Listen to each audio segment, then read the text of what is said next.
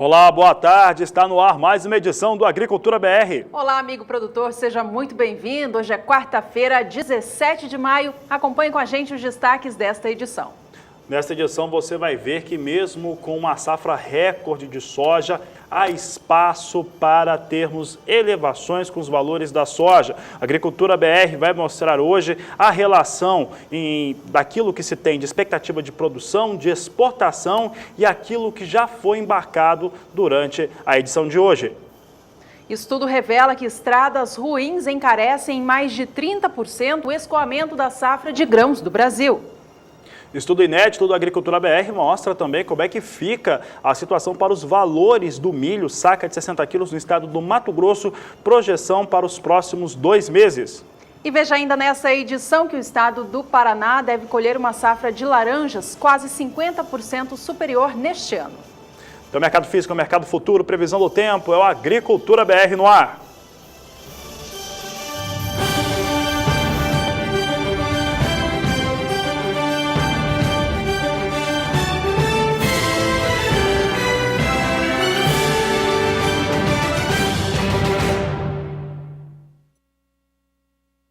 E a gente começa essa edição com uma boa notícia para os cafeicultores do estado do Espírito Santo. Uma proposta do deputado federal Evair de Mello foi aprovada pela Câmara dos Deputados. Ela diz respeito à prorrogação do prazo do pagamento de dívidas dos cafeicultores que foram atingidos pela seca. Esta aprovação foi feita, portanto, pela Câmara e agora passa por um outro setor do governo federal para ser aprovada. Nessa edição, mais detalhes sobre este assunto.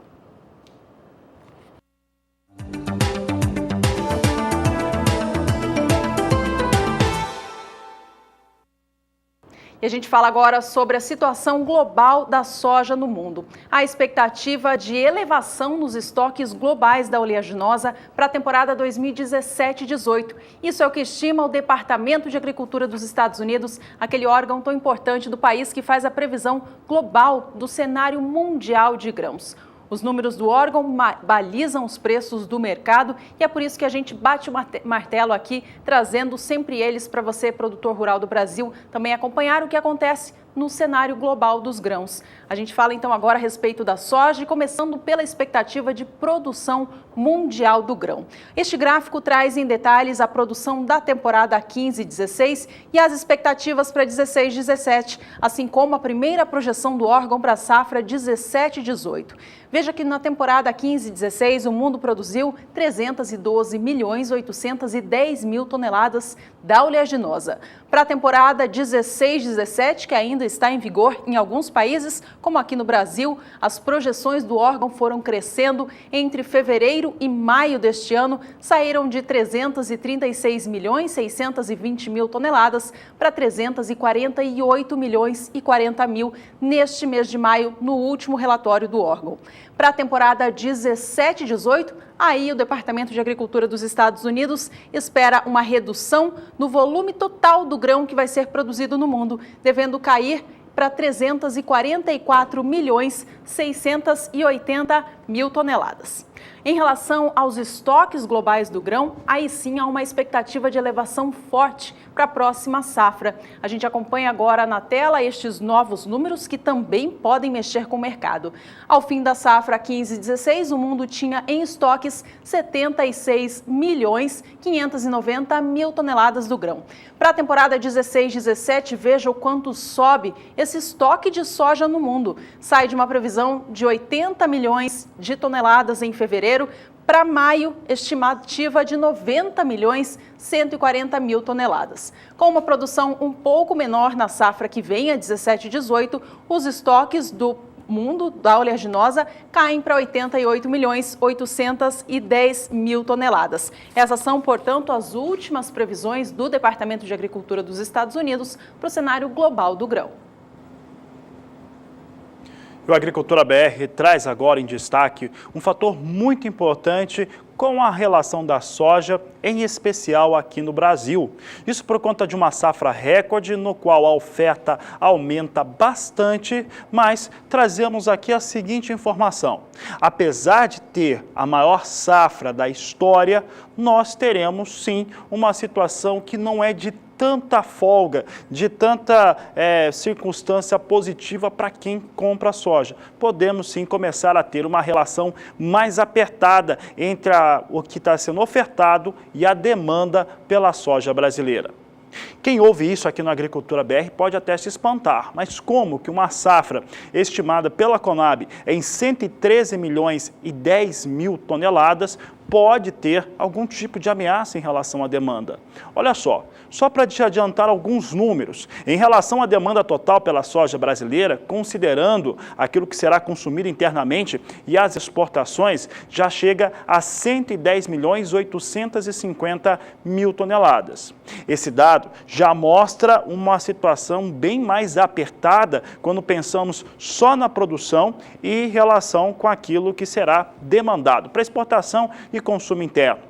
E aí você tem que calcular, claro, evidentemente, os estoques de passagem da temporada 15/16, que são de 1.483.000 toneladas, com mais 300 mil toneladas que são simbólicas, que serão importadas de acordo com a Conab. Aí sim, nós temos algum tipo de folga no estoque brasileiro, mas é uma folga extremamente pequena quando você vê o tamanho de uma safra como essa. Se a safra é muito grande, a demanda também é enorme. E é por isso que podemos sim ter uma circunstância de ter a oferta mais equilibrada com a demanda e aí sim uma oportunidade melhor de preços.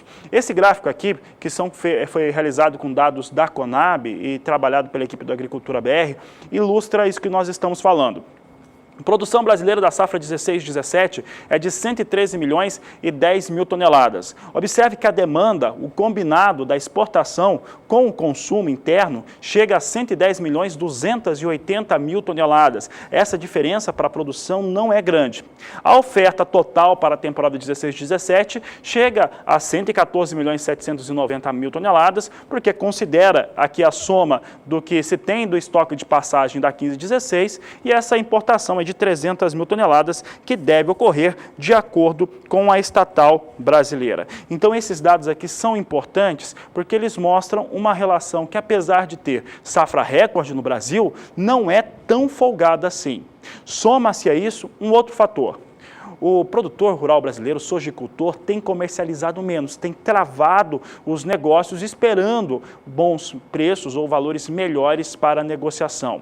E quando acontece, vem colocando mais soja no mercado. Essa estratégia tem funcionado, influencia inclusive os negócios na Bolsa de Chicago. Na última semana, nós tivemos essa ação fluindo com um pouco mais de clareza em relação a esses fatores. Na terça-feira, ontem, nós tínhamos já uma situação também bem confortável em relação à soja brasileira, que tinha apresentação de dados que não eram muito positivos nos Estados Unidos, porque avançou muito a temporada 17/18 na questão do plantio, não teve um volume nem razoável de inspeção pelo Departamento de Agricultura norte-americano para a soja que está sendo exportada neste momento, mas como se tem uma dificuldade forte em comprar soja no Brasil pelos preços atuais, se teve elevações para a soja em Chicago.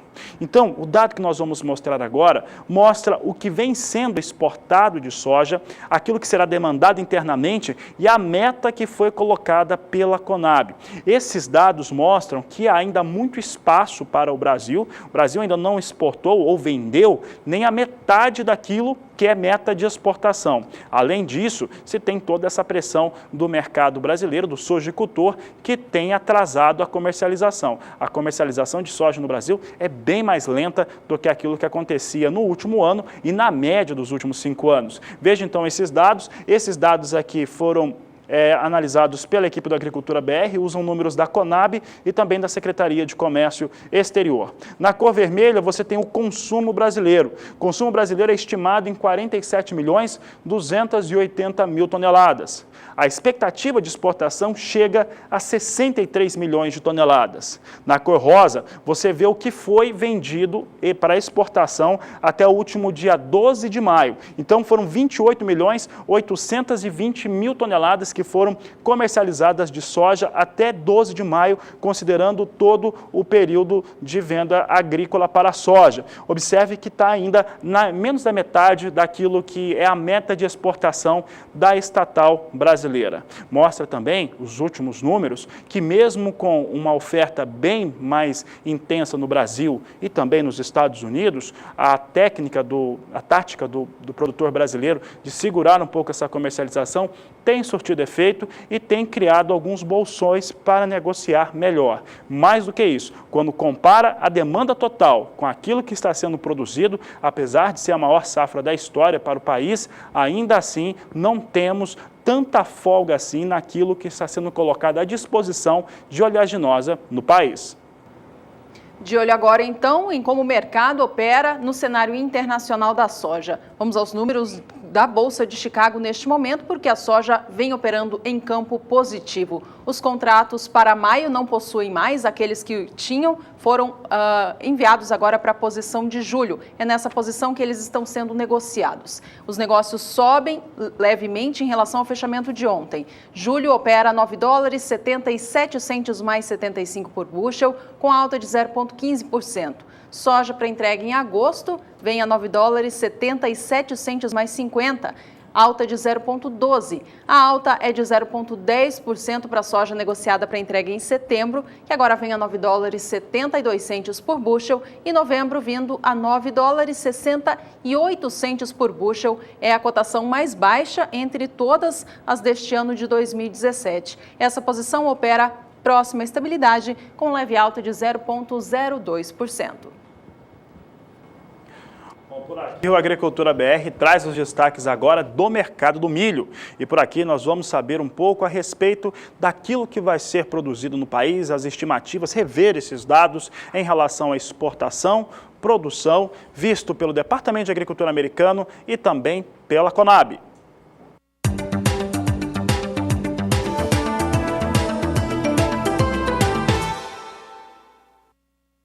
Chama atenção as estimativas que foram apresentadas na última semana pelo Departamento de Agricultura dos Estados Unidos para o milho no Brasil. A estimativa para a safra atual, 2016-2017, é de 96 milhões de toneladas. Para a próxima, a 17-18, chega a 95 milhões de toneladas. Entretanto, os norte-americanos estimam uma exportação feita pelas traders que operam no Brasil bem superior, mas muito superior mesmo àquela que você vê quando estamos destacando os dados da Conab. Enquanto que a Conab espera para a temporada 16-17 26 milhões de toneladas, e olha que esses dados foram corrigidos no mês de maio, subiu 2 milhões de toneladas, os norte-americanos aguardam uma participação cada vez maior da brasileira em relação ao mercado internacional, subindo para a temporada 2016-2017 para 34 milhões de toneladas, mantendo esse nível de exportação na próxima temporada também. Então vamos ver esses números que são relacionados ao departamento norte-americano em relação às safras brasileiras. Na cor vermelha você vê as safras anteriores em relação à produção brasileira de milho. A 14-15 teve 85 milhões de toneladas. Até então, maior temporada que nós tivemos de produção no Brasil, de acordo com o departamento americano. A 15-16, o Brasil teve quebra, ficou em apenas 67 milhões de toneladas. Na cor verde, você tem as últimas estimativas para a temporada 2016-2017 de milho no Brasil. Em abril, foram 93 milhões e 500 mil toneladas. Em maio, subiu para 96 milhões de toneladas. É bem elevada a estimativa do departamento para o país. Já na 17-18, que você vê na cor rosa, 95 milhões de toneladas é a estimativa que se tem para a produção brasileira de milho. Um outro fator que chama bastante atenção é que se os norte-americanos estimam uma produção maior de milho no Brasil, estimam também uma exportação, uma ocupação no cenário internacional em termos de exportação bem mais elevada. Aliás, estima para o Brasil e também para a Argentina com uma redução latente na temporada 2017 e 2018 da sua própria ocupação no espaço internacional das exportações. As exportações de milho dos Estados Unidos devem cair na próxima próxima temporada na 17/18, mantendo um bom nível para o Brasil e crescimento na Argentina. Mas vamos aos dados brasileiros. Nós temos aqui na cor vermelha as exportações da última temporada. Na 14/15 alcançou 34.460.000 toneladas, na primeira coluna vermelha. Na 15/16 o Brasil teve quebra, não teve milho para vender, chegou a apenas 14 milhões de toneladas. Na cor verde, as estimativas para a temporada 16/17 em abril eram estimadas em 32 milhões de toneladas. Em maio agora, relatório apresentado na última semana, sobe para 34 milhões de toneladas. Primeira relação aqui para a temporada 17/18 já traz os dados para 34 milhões de toneladas, mantendo então esse número em relação às exportações brasileiras de milho.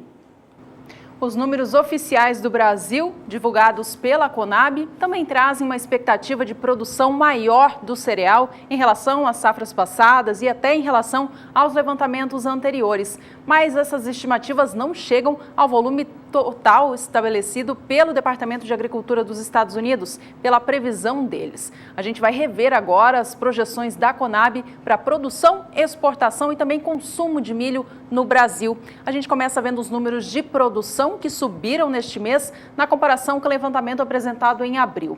Em primeiro lugar, nas cores em verde, a gente relembra como que foi o desempenho do setor do milho no Brasil nas últimas temporadas. Produção em 12/13 ficou em 81 milhões e meio de toneladas. Temporada 13/14, o Brasil produziu 80 milhões e 50 mil. Na 14/15, havia conquistado nova marca de 84 milhões 670 mil toneladas. Até então, era o volume recorde.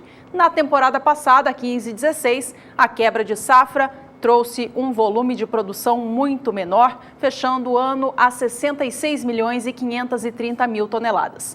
Para a temporada 16/17, a Conab e todos os demais órgãos oficiais já acreditavam uma safra grandiosa aqui no país, que está se confirmando como recorde. Em abril, a Conab estimava a produção em 91 milhões e 400 mil toneladas. O clima continua colaborando e, por isso, em maio, a previsão veio novamente para cima, para 92 milhões 830 mil toneladas. Ainda assim, fica bem abaixo do que estima o Departamento de Agricultura dos Estados Unidos, que trouxe a projeção de 96 milhões de toneladas. Agora, no que diz respeito à expectativa de exportação do milho pelo Brasil, a Conab também mudou os seus números, mas eles também estão bem abaixo da expectativa do Departamento de Agricultura dos Estados Unidos. A gente revisa os dados da estatal brasileira agora. Veja comigo na sua tela. Na temporada 12/13, o Brasil exportou 26 milhões 170 mil toneladas do cereal. Na 13/14, caiu para 20 milhões 920 mil.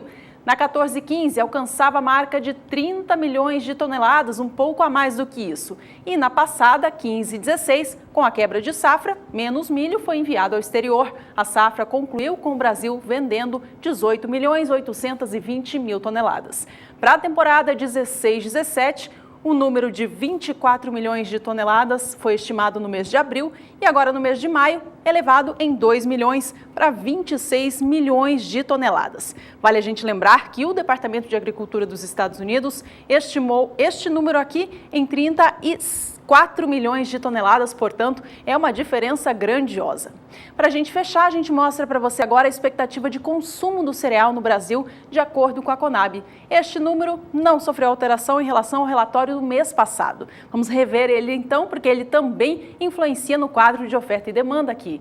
Na temporada 12/13, o Brasil consumiu cerca de 53 milhões de toneladas do cereal. Na 13/14, ampliou para 54 milhões e meio e na 14/15 para 56 milhões 740 mil. Temporada passada, 15/16, houve um recuo do consumo do cereal também por conta de uma oferta mais baixa. Temporada fechou com 53 milhões 380 mil toneladas sendo consumidas. E para a temporada atual, 16/17, a nova previsão da Conab é a mesma do número anterior, da safra do relatório anterior, fica estimada em 56 milhões e 100 mil toneladas. E essa estimativa de produção, que tem essa variação de 92 milhões 860 mil toneladas até 96 milhões, de acordo com os norte-americanos, que pesa e que traz pressão sobre os negócios com milho no Brasil, que tem recuado bastante. É inegável que a expectativa da entrada de uma safra pode-se dizer, poderosa agora para entre julho e setembro, traz uma expectativa de um número maior de produto no mercado e aí as ofertas sobre os valores pagos, eles acabam sim trazendo uma afluência por conta de ter mais produto. Tendo mais produto, você tem menores preços pagos por ele, porque a oferta é maior, não que a demanda, mas a oferta fica muito maior do que aquilo que se esperava até então.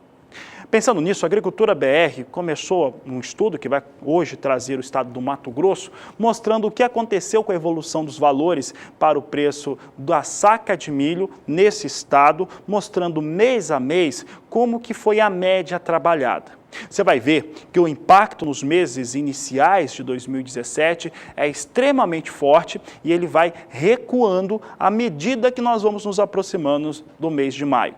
A metodologia utilizada foi considerar a mínima e a máxima diária de cada um dos meses, trazendo uma média final para cada mês. A média final do mês de janeiro, de fevereiro, de março, abril e agora os dias que nós temos de maio, 17 dias, como nós fizemos a média no dia de hoje. O que você vai ver é uma queda na redução para os valores de milho. Com isso, a Agricultura BR traz para você também uma estimativa de quais devem ser os valores praticados no estado do Mato Grosso no próximo mês, no mês de junho. A estimativa considera não só a queda mensal daquilo que nós vamos mostrar agora, mas também as propostas de compra que já vêm ocorrendo no estado do Mato Grosso, em especial na região norte, e os negócios que já foram travados. Então, a Agricultura BR mostra para você esse estudo mostra que o preço do milho cai sim, mas começa a ter uma queda menor, menos expressiva. Nós temos aqui os valores que eram praticados no estado do Mato Grosso, queda no período analisado de janeiro, do dia 2 de janeiro deste ano até o dia 17 de maio de 2017, uma queda de 39,28%. Na cor vermelha você vê a projeção já para o preço no mês de junho. Em janeiro de 2017, o valor no Mato Grosso já era de R$ 25,86. É um valor médio para todo o estado, considerando todos os dias daquele mês. Em fevereiro, cai para R$ 22,41. Em março, travou em R$ 20 a saca de 60 quilos. Lembrando que nesses meses aqui, eu não tenho praticamente oferta de milho no estado do Mato Grosso. Tinha muito pouco milho e o Mato Grosso não tem um cultivo de milho em primeira safra com expressão. Se cultiva soja no estado do Mato Grosso. Em abril, esse valor perde o piso de R$ 20, vem para R$ 17,88 a saca. Em maio, nesses 17 dias que nós já tivemos durante esse mês, o valor recua para R$ 15,70. Observe na cor verde que os valores eles vão caindo, mas principalmente ele vai perdendo essa pressão de queda de acordo com o que o mês vai desenvolvendo. No mês de junho, a projeção da Agricultura BR, considerando já alguns negócios feitos para o próximo mês, deve vir para R$ 14,15 na média no estado do Mato Grosso. Por que a gente fala sempre da questão da média?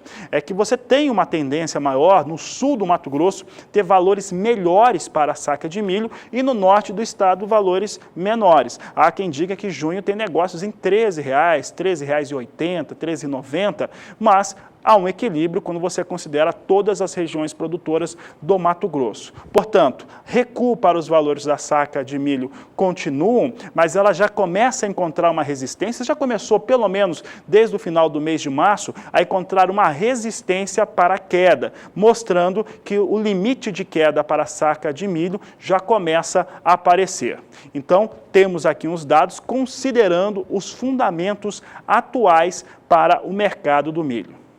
Mas por que eu insisti nessa questão dos fundamentos atuais? É porque esses fundamentos eles podem ser influenciados a qualquer momento. Quer ver só um dado? Nós temos todo um debate em situações que foram criadas por conta do Fundo Rural. Inclusive, você que também acessa o canal do Boi, o Agricultura BR pela internet, você pode acessar pelo YouTube, você vai ver que há um debate ali sobre o Fundo Rural, na qual nós recebemos autoridades no assunto, como o advogado tributarista Gustavo Passarelli, que fala sobre o tema, respondeu perguntas de telespectadores aqui no Agricultura BR. Durante os últimos 40 dias é o vídeo mais acessado. Por quê? Porque o produtor rural tem muita dúvida sobre o Fundo Rural. E o Fundo Rural pode ter uma apresentação de proposta a qualquer momento. Deveria ter ocorrido nessa quarta-feira, ficou adiado para essa próxima quinta-feira. E isso pode mudar muito as coisas. Tanto é que pode mudar que aquela iniciativa, naquela indicativo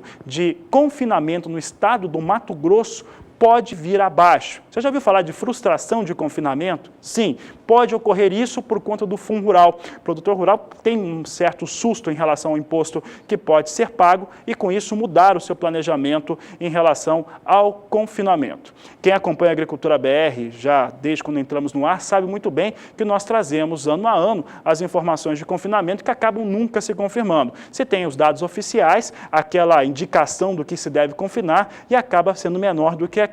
Entretanto, o ano de 2017 é diferente. Você tem a unidade do boi magro mais acessível e você tem soja e milho com valores bem mais baixos no mercado, o que seria um cenário perfeito para o confinamento. Entretanto, tem o Fundo Rural e tem o pagamento também do passivo. Por isso, muita gente pode desistir do negócio. É o que mostra agora o repórter Valdir Pacheco.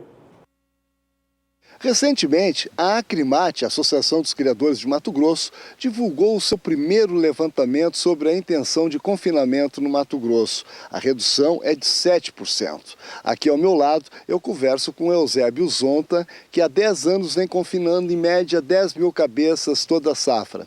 Eusébio, essa previsão da Acrimate se confirma? Tu está tendo uma redução realmente aqui na região, no confinamento?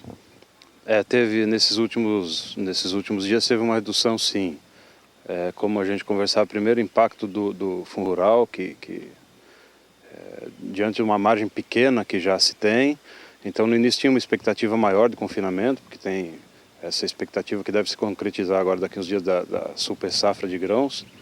A soja já foi, o milho também está aí iniciando a colheita agora.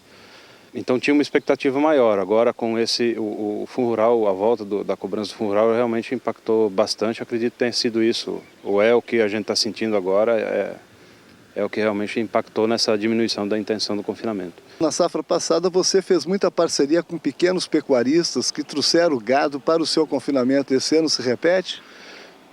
Esse ano não. Esse ano alguns pequenos tinham a intenção também de fazer pequenos confinamentos nas propriedades. Eu acho que isso até vai se concretizar pelo que eu estou vendo, assim. A diminuição que está existindo realmente é nos confinamentos um pouco maiores, nas pessoas que precisam comprar este boi. O boi magro ainda está um pouco inflacionado, e essa volta do Fundo Rural, como a gente conversava, impacta aí em torno de R$60 por boi. E aí, isso estou falando um valor médio. Aqui em Mato Grosso, se você somar para um confinamento esses 60 ou 60 e poucos reais do Fundo Rural, somado aos mais de 40 que se paga de FETAB, FES, enfim, essas taxas que se pagam na hora do abate, e mais um valor médio aí de uns 20 ou 25 reais por cabeça para poder trazer o boi, no final significa que você vai fazer uma arroba de graça, uma arroba das que você produzir. Numa produção média de 5 arrobas e pouco, claro que se consegue uma produção maior que isso, mas eu estou falando em produção média dentro do confinamento, então quer dizer que 20% do que você produzir dentro do confinamento já fica para trás, não volta para o seu bolso. Ok, José, muito obrigado pela sua participação. Valdir Pacheco para o SBA. E a Bolsa de Valores de São Paulo selecionou uma nova instituição para atuar diariamente no mercado futuro do milho. Essa prática já existe há algum tempo, mas a empresa é novidade. Quem fala todos os detalhes a respeito dessa notícia para a gente é a Rafaela Fávaro, que conversa com a gente ao vivo, direto da Bolsa em São Paulo. Olá, Rafa, bem-vinda, boa tarde para você. Que empresa é essa que entrou agora para essa situação da Bolsa em São Paulo? Uma boa tarde para você, Juliana. Boa tarde a todos que nos assistem. Pois é, a partir de agora, a B3 anunciou que tem um novo formador de mercado para os contratos de milho e é a Seara Alimentos Limitados. Essa foi a instituição que foi selecionada para a Bolsa para atuar diariamente, de forma obrigatória, no mercado, e isso acontece desde o último dia 10 de maio, ou seja, desde a quarta-feira passada, a Seara já é a nova formadora de mercado dos contratos de milho. Ela vai atuar agora de maio até dezembro de 2017, nos vencimentos de maio e setembro de 2018, ou seja, nesses 2 meses de vencimento, maio e setembro de 2018, a Seara tem que atuar diariamente e de forma obrigatória, seguindo algumas regras aqui da Bolsa no mercado de milho. Para os contratos de milho, a Bolsa já tem como formador de mercado o Itaú Unibanco há algum tempo. Outros contratos também possuem formador de mercado aqui na Bolsa, é o caso do etanol hidratado, do petróleo, soja, boi gordo. Apenas o café, entre os produtos agrícolas, é que ainda não tem um formador de mercado. Segundo a Bolsa, esse programa foi feito para garantir referências de preços aos produtos listados e assim estimular a liquidez de todos os mercados. Segundo a B3, isso quer dizer que quando um produtor, uma trade, algum atuante de mercado quiser vender ou comprar, ele tem a garantia de preço mínimo e máximo, ele tem a garantia de entrada e saída do mercado e isso pode movimentar muito mais os contratos, o que já tem acontecido desde que a Bolsa abriu os formadores, primeiro começando com boi gordo, soja e agora se estendendo também para os contratos de etanol e de milho. Juliana. Tá certo, Rafa, bem explicado então a situação agora da entrada da Seara, né, para atuar no mercado do milho aqui no Brasil. Então mostra pra gente, Rafa, como que ele se comporta hoje, como está operando o mercado. Olha, Juliana, desde cedo uma grande movimentação no mercado futuro de milho aqui no Brasil. Os contratos negociados neste momento seguem direções opostas. Você acompanha aí o contrato para setembro deste ano, que tem a entrada da segunda safra brasileira, a finalização da colheita por aqui, tem uma queda. A queda agora é mais leve, pela manhã chegou a ser mais acentuada. Neste momento perde 0,04% a R$ 26,79 a saca de 60 quilos. Uma boa negociação, mais de 2.300 contratos negociados no momento.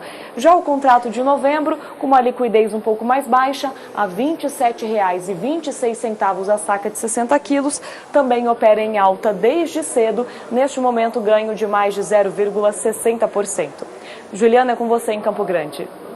Rafaela, obrigada então pelas informações, bom trabalho para vocês por aí. Por aqui a gente segue com o programa falando ainda de milho, mas dizendo a respeito do clima. Olha, as áreas produtoras do cereal de segunda safra têm sofrido declínio da umidade do solo. As informações da Somar Meteorologia dão conta de que as áreas do interior do centro-oeste e interior do sudeste são as piores. As chuvas até retornaram nessa semana, mas ainda de forma mal distribuída. Vamos saber com a Nadiara da Somar Meteorologia como que o clima se comporta então nos próximos dias. Oi, Nadiara, boa tarde para você. Olá, boa tarde a todos que nos assistem. As chuvas que ocorreram durante esta semana sobre o centro-sul do Brasil beneficiaram principalmente áreas produtoras da região sul. O índice de umidade no solo chega até 100% aqui em boa parte dos 3 estados, assim também como partes de Mato Grosso do Sul e áreas de São Paulo que apresentam mais de 70% de umidade.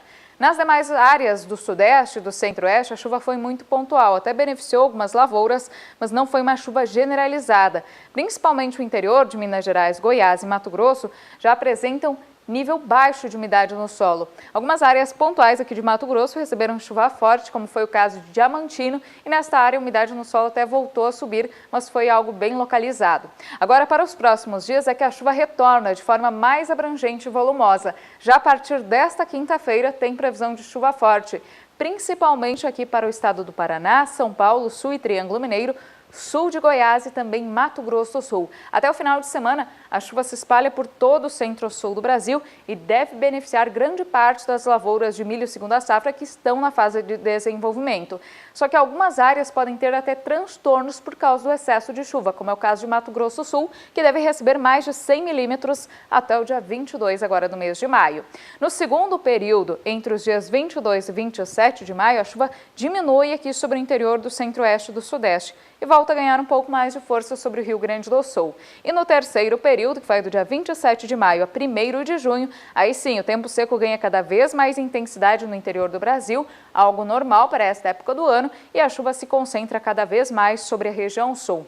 Essa chuva que vai acontecer com forte intensidade nesses próximos dias é até mesmo atípica para esta época do ano, já que em boa parte do sudeste e centro-oeste é comum chover menos de 50 milímetros ao longo deste mês de maio. Então, a chuva deve vir com volumes acima da média de todo o mês, especialmente para algumas áreas que podem receber em torno de 100 milímetros em 5 dias. Daqui a pouco eu volto com mais informações do tempo. Até já!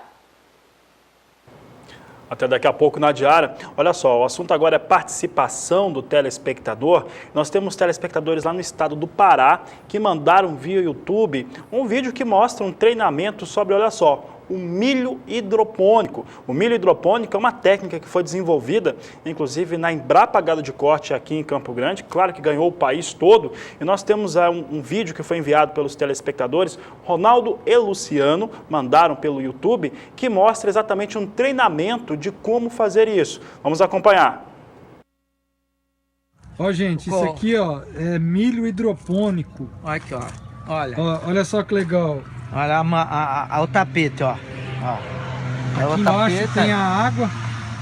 Aqui tem o sistema de irrigação, sistema de irrigação automático, né? E com quanto Você põe 1 quilo de milho, depois de 10 dias ele tá com 7,5 kg de massa de milho com a mesma porcentagem de proteína, que é 16%. E dá para alimentar quanto? Uma área de 4 andares de milho hidropônico, uma área de 350 metros quadrados, com um espaço de 500 metros quadrados, você põe 50 boi, você engorda 50 boi em 500 metros quadrados, em 6 meses. Em 1 ano é 100 cabeça de boi. Isso é o futuro, viu, gente? Ó. Esse é o futuro. Milho hidropônico. Isso nos Estados Unidos já é fato consumado, isso aqui. É realidade. Está chegando no Brasil agora. Aqui, ó. Olha que beleza. Nossos agradecimentos ao Ronaldo e ao Luciano que mandaram esse vídeo. Esse vídeo aí dá para perceber que é numa área de produção, né, que é onde estava tendo treinamento, mas que mostra uma técnica que já foi desenvolvida já há alguns anos e que traz bons resultados para o desenvolvimento de milho, principalmente para a alimentação animal.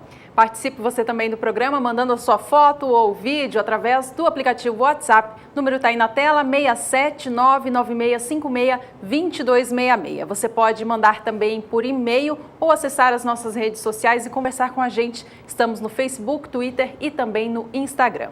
Bom, e a gente vai agora fazer um rápido intervalo, mas nós já voltamos falando ainda sobre milho e sobre os novos leilões de apoio à comercialização do cereal que a Conab realiza na semana que vem.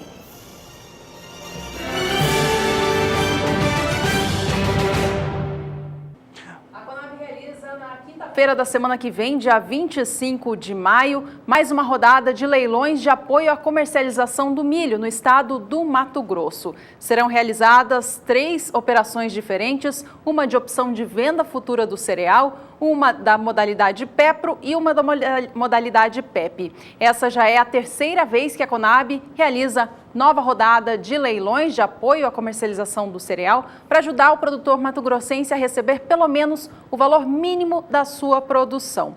Os negócios começaram a acontecer no mês de abril, quando foi autorizada essa situação. Vamos acompanhar então detalhes deste novo leilão, que acontece mais uma vez na próxima quinta-feira. A gente começa falando sobre os leilões de opção de venda. Será ofertada a possibilidade do produtor negociar 7.400 contratos para garantir a venda da sua saca de milho a R$ 17,87. Estes negócios poderão ser feitos até o dia 15 de setembro. Portanto, opção de venda futura do cereal que garante ao produtor negociar o seu produto para o governo federal, garantindo esse preço que foi estabelecido no edital. Em relação ao leilão da modalidade PEPRO, serão ofertadas 500 mil toneladas. Veja na sua tela os detalhes do PEPRO e também do PEP. Para o PEP, a quantidade é a mesma, 500 mil toneladas. Olha, o leilão de Pepro, que é aquele prêmio equalizador pago ao produtor rural, complementa o valor que o produtor recebe pela sua saca até que o preço atinja o valor mínimo, ou seja, de R$ 16,50. Já o leilão PEP, que é o prêmio de escoamento de produção, vai premiar o comprador que comprovar a aquisição da saca do milho pelo seu valor mínimo. Será ofertado, portanto, 500 mil toneladas para essa operação. Mais detalhes sobre estes 3 editais você encontra no site da Conab. E o dólar comercial tem reagido no Brasil nesta quarta-feira. Tem mostrado uma elevação depois de dias de recuo. É importante lembrar que no cenário internacional o dólar vinha caindo frente a um pacote com as 6 principais moedas do mundo. O dólar também no mercado futuro, cenário internacional, também vinha com recuo. Essa situação ela se inverte nesta quinta-feira, começa a ter uma movimentação do dólar vir acima, começar a ganhar no mercado internacional, principalmente por conta de questões envolvendo o presidente norte-americano e também a Rússia mais uma vez. Essa situação trazia reflexos aqui para o Brasil também que tem fatores internos que mostram situações para expor o dólar a uma alta, como por exemplo a possível cassação da chapa Dilma Rousseff e Michel Temer. Isso vinha dando elevação para o dólar. Vamos saber se continua. Ela continua, mas você pode ver que é uma alta pequena, 0,19% de elevação para a moeda norte-americana, que agora vem a R$ 3,10 mais 3 para o dólar comercial. Assim vem os negócios com a referência para a moeda norte-americana aqui no Brasil.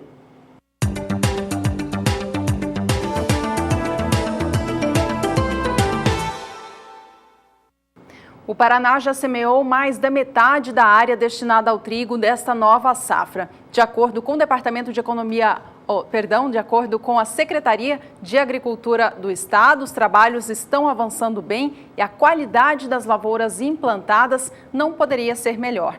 Veja comigo na sua tela o último relatório de acompanhamento de safra da Secretaria, que mostra que até o dia 15 de maio, ou seja, essa última segunda-feira, 55% da área prevista de 999 mil hectares já havia sido plantada. 100% das lavouras se encontram em boas condições.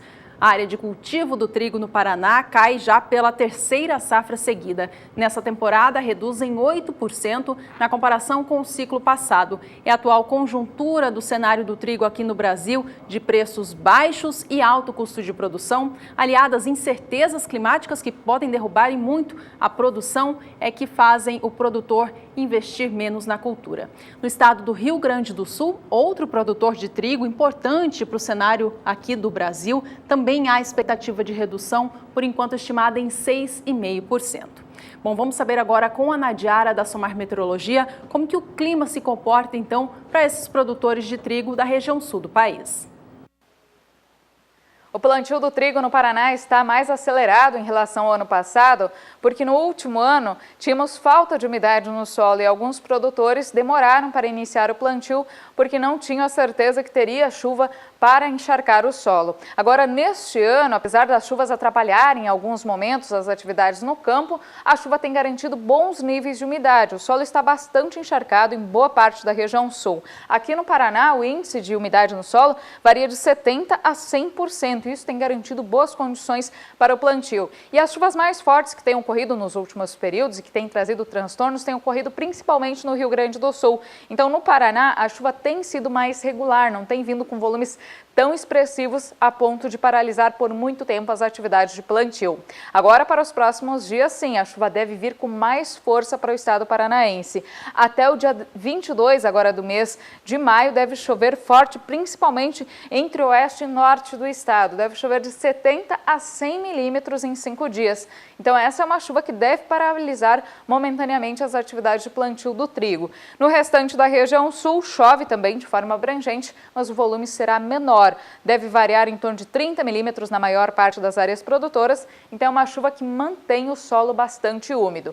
No decorrer do segundo período, entre os dias 22 e 27 de maio, a chuva mais forte migra mais para sul e no Paraná a previsão é de chuva abrangente persistente, mas com baixo volume de água. Na maior parte das áreas produtoras, a tendência é que o plantio do trigo avance bem neste período, já que deveremos ter pancadas de chuva alternadas com períodos mais longos de tempo seco. E no período que vai do dia 27 ao dia 1º do mês de junho, a expectativa é de chuva abrangente sobre o sul do país, mas mais uma vez sem volumes muito expressivos de água. Então é aquela chuva que mantém a umidade no solo, mas não deve prejudicar muito o avanço do plantio do trigo.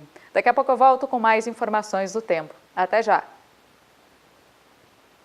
E no próximo bloco a gente fala de café. Você vai ver como está o andamento da colheita do Conilon no estado do Espírito Santo e em Rondônia. Vai ver ainda como é que está a oferta global de soja e também os estoques internacionais ainda nesta edição, que vai para o intervalo e volta já.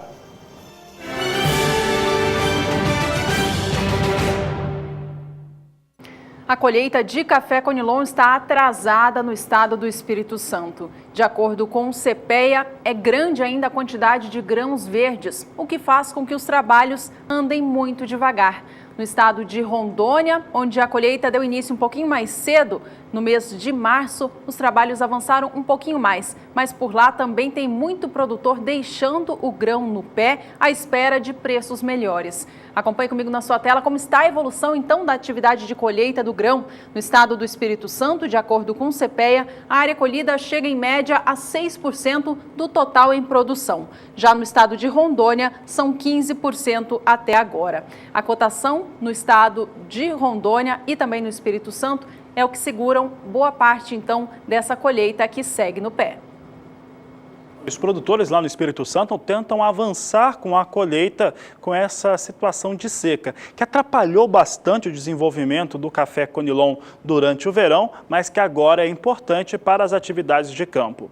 A Nadiara Pereira vai nos mostrar agora como é que fica a previsão do tempo para os próximos períodos, é o que você acompanha na Agricultura BR. Como é normal desta época do ano, a chuva tem diminuído sobre o sudeste do Brasil e no estado do Espírito Santo, que já passou por estiagem durante o verão, agora o tempo mais seco ajuda também nas atividades de colheita do café Conilon. Por enquanto, no estado, há um grande déficit de umidade no solo. Boa parte aqui do Espírito Santo apresenta níveis de umidade do solo que variam de 10% a 20%. Agora, para os próximos dias, há a expectativa de retorno da chuva. Só que a chuva mais intensa deve atingir São Paulo, Sul e Triângulo Mineiro. Entre o Espírito Santo e o norte de Minas Gerais, as pancadas serão muito isoladas e com baixos acumulados. Então, é uma chuva que não deve ser muito persistente, não deve paralisar por muito tempo as atividades de colheita do café.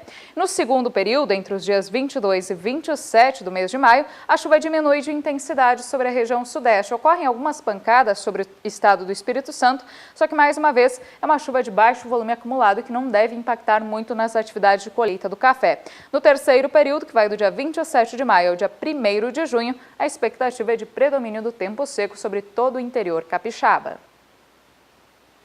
E agora uma boa notícia para os cafeicultores do estado do Espírito Santo. Eles podem receber uma informação que vai melhorar bastante a sua situação financeira no campo. Isso porque a proposta do deputado federal Evair de Mello de prorrogar o prazo de pagamento de dívidas desses cafeicultores que sofreram com seca no ano passado, ela foi aprovada pela Câmara dos Deputados. A proposta pede a prorrogação até a data 30 de setembro deste ano para que os produtores formalizem os seus pagamentos. Essa medida ainda precisa ser aprovada pelo Conselho Monetário Nacional, fato esse em que o setor fica aguardando com bastante expectativa. Vamos saber agora como estão os preços do café Conilon no mercado físico nacional, tomando como base o estado do Espírito Santo. Acompanhe comigo na sua tela a cotação apurada pelo CPEA. Essa última terça-feira, 16 de maio, trouxe o valor da saca um pouco para baixo, para R$ 404,98. A queda no dia foi superior a 0,5%, mas no acumulado do mês os valores estão mais elevados em relação ao fechamento do mês passado, mesmo com a colheita avançando, ainda que de forma tímida, nos estados produtores. Os valores atuais estão 3,5% acima do fechamento de abril. Vamos saber como é que vem a referência internacional para o café robusta. É importante lembrar que os negócios na Bolsa de Londres têm caído, recuado bastante, perderam já há cerca de uma semana as posições de mais curto prazo. O piso de $2.000 por por tonelada e já tem ameaça sobre esse piso de $1.900 por tonelada, posições de curto prazo em recuo. Observe que nós temos aqui hoje recuperação mais forte para os negócios com o café robusta, mesmo assim a posição de mais curto prazo permanece abaixo dos $2.000. Aqui nós não temos mais negócios para maio, a posição de mais curto prazo é a de julho e o pessoal está me informando aqui que também é a que tem maior liquidez. Posição de julho então vem com $1.989 por tonelada, com alta de 1,53%. Setembro recupera o piso de $2.000, vem para $2.009 a tonelada, com alta de 1,46%. Novembro, $2.019 a tonelada, com elevação de 1,55%. Assim vem os negócios com café robusta, referência internacional na Bolsa de Londres.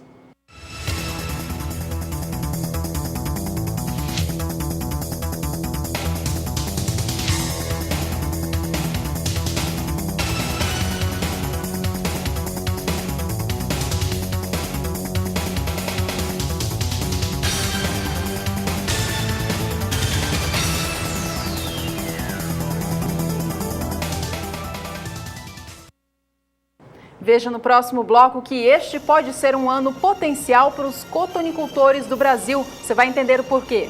Vai ver também que uma cooperativa no estado do Paraná espera receber 46% a mais de laranja no ano de 2017. Nós vamos para o intervalo comercial e voltamos já.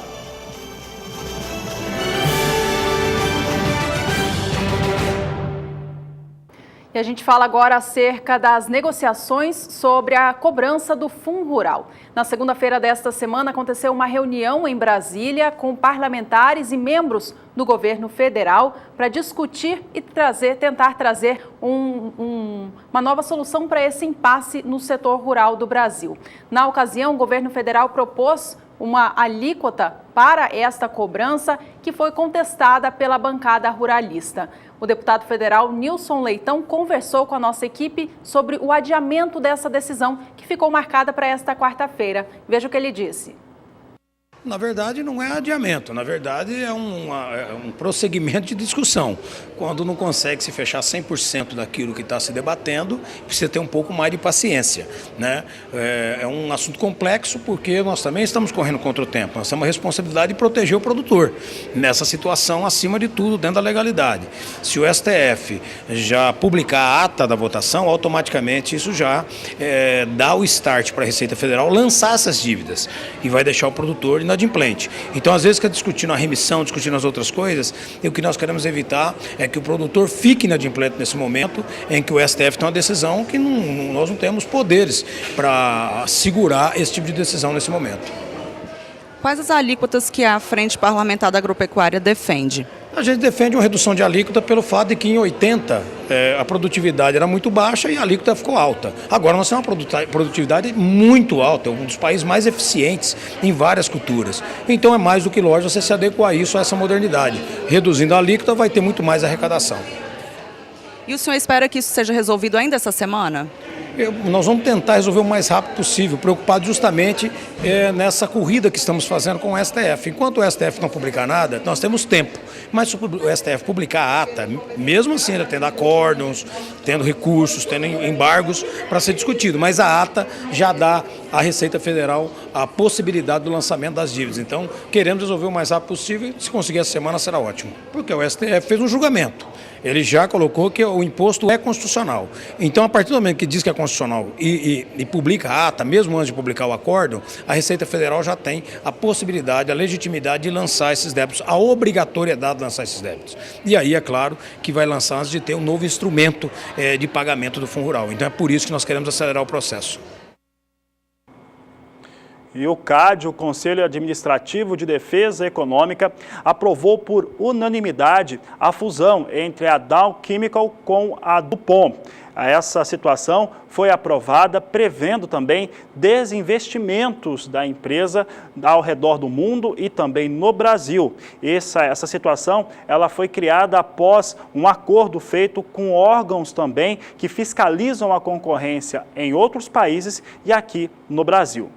Entre o acordo de desinvestimento está o banco de germoplasma para milho da Dow, que deve ser passado adiante, passado para outra empresa, assim como centros de pesquisa e distribuição para que o acordo passe a valer.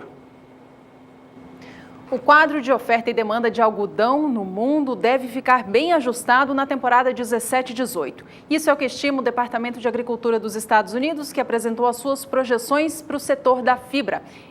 De acordo com o órgão, a produção e também o consumo devem subir juntos na temporada 17-18. Veja como deve ficar essa relação, então, uma oferta muito próxima do consumo global. Veja que a produção é estimada em 24.600.000 toneladas. Já o consumo em 24.510.000. O consumo deve crescer em 2%, sendo mais puxado pela China, Índia e Paquistão, que demandam mais fibra do mundo. De acordo com o órgão, esse cenário pode acarretar em um estoque global de algodão menor na temporada 17-18, em cerca de 2% mais baixo. Essa situação, de acordo com o setor da cotonicultura aqui no Brasil, pode trazer um cenário positivo para o mercado. De acordo com o IMEA, o Instituto Mato Grossense de Economia Agropecuária, essa situação de demanda mais aquecida pode trazer um ano positivo para o setor. Vamos ver como é que vem os negócios com o algodão agora em Nova York, a referência mundial para a pluma. Temos aqui, vamos ver se a gente temos sim, temos negócios aqui no mais curto prazo para a posição de dezembro e já para março de 2018. Para a posição de julho, de mais curto prazo, os negócios vêm estáveis, com ligeiro ganho de 0,02%, a 81 centes mais 34 por libra-peso. Já para dezembro, a alta é de 0,46%, com negócios a 74 centes mais 80 por libra-peso, e março, 73 centes de dólar mais 97 a libra-peso, com elevação de 0,48%.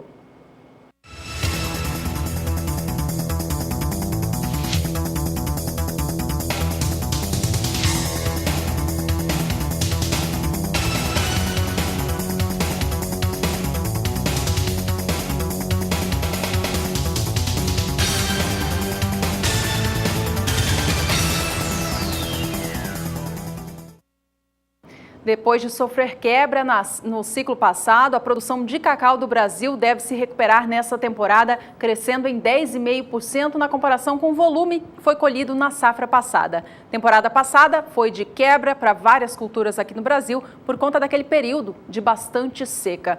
Veja comigo na sua tela o que o IBGE projeta para essa temporada.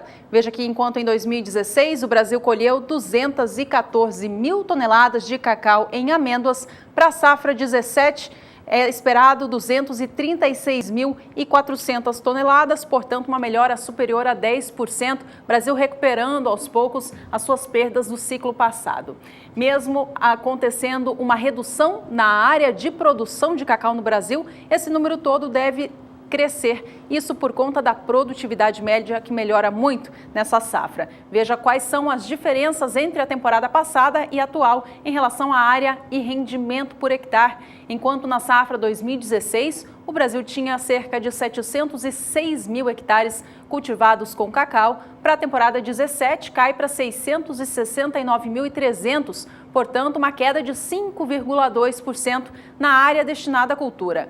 Mas com o clima melhor, a produtividade sobe e sobe bastante em 16,5%, saindo de 303 quilos por hectare para 353 quilos.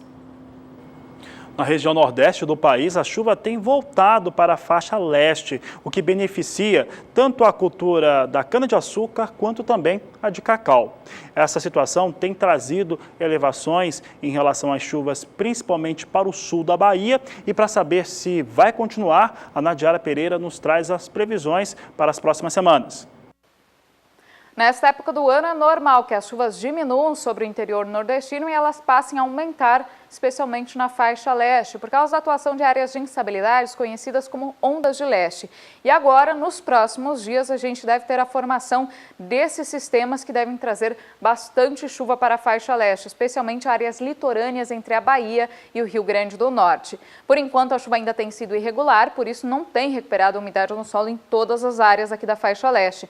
Mas ainda assim, a chuva já tem beneficiado áreas produtoras de cacau aqui do sul da Bahia, principalmente região de Ilhéus, tem chovido de forma frequente, com volumes mais expressivos, e a umidade do solo também já tem se recuperado aqui na faixa leste, entre Rio Grande do Norte e Pernambuco. Por enquanto, a situação é bastante crítica ainda entre os estados de Sergipe e Alagoas. Nesses estados, a seca tem sido persistente e, por enquanto, não tem chovido a ponto de encharcar o solo.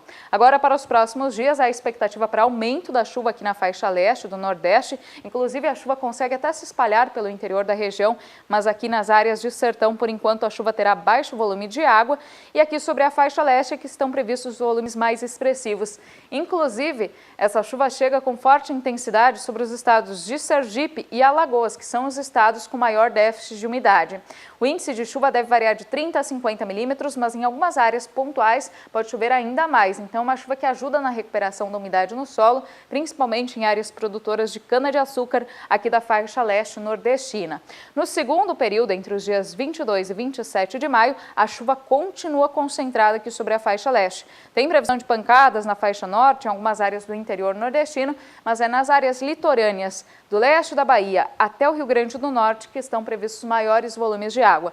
Mais uma vez, aqui na Bahia, a chuva beneficia áreas produtoras de cacau do sul do estado e aqui deve chover forte, desde Sergipe até partes de Pernambuco, o que atinge algumas áreas produtoras de cana-de-açúcar. Áreas mais atingidas devem receber pelo menos 50 milímetros em 5 dias.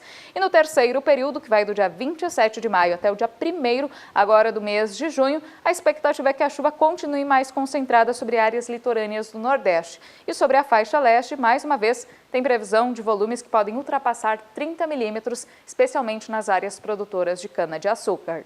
Hoje eu encerro por aqui a minha participação, mas amanhã eu volto com mais informações do tempo aqui no Agricultura BR. Até lá! Até lá, Nadiara Pereira. Por aqui o assunto no Agricultura BR volta a ser a soja.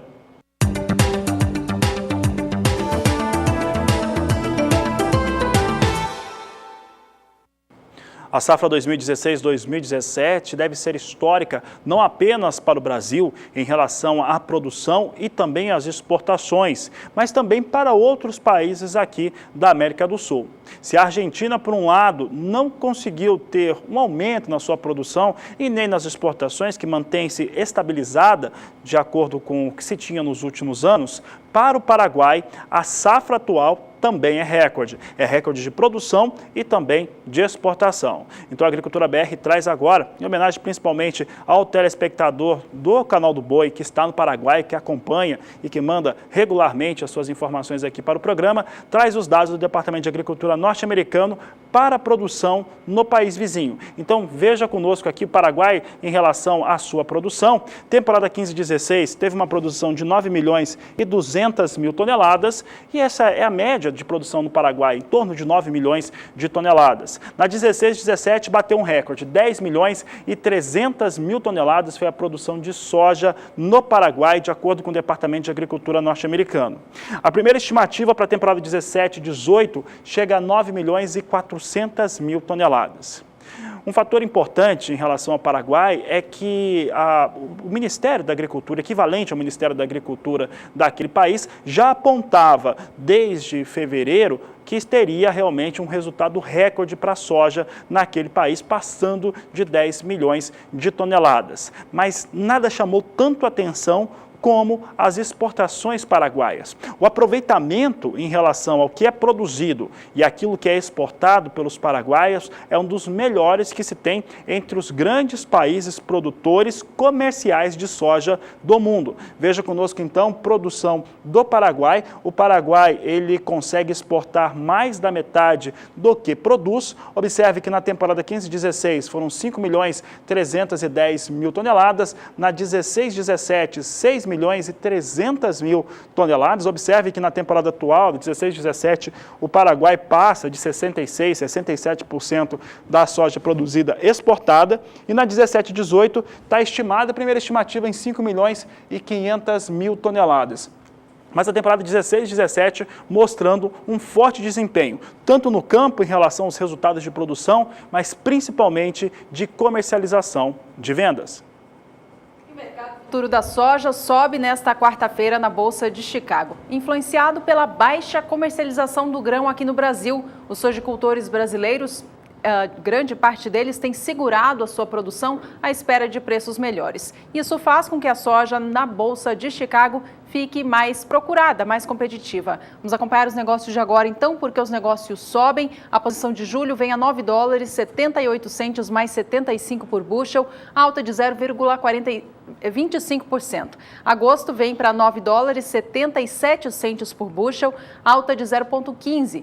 A posição de setembro sobe 0,18% e negocia o bushel do grão agora $9,72 por bushel e a posição de novembro $9,69 com leve alta de 0,12%. Há algumas semanas já não vemos a preço da soja na Bolsa de Chicago operar num patamar tão elevado assim.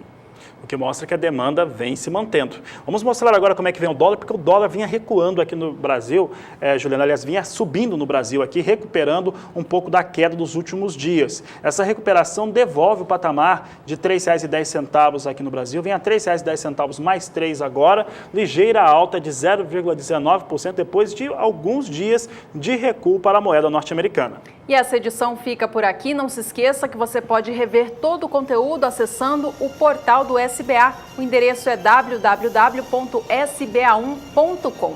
Obrigada pela companhia e a gente se vê na próxima. Este é o Agricultura BR. A inteligência e a transparência do agronegócio sempre com você. A todos uma ótima tarde. Até mais, às 17h20.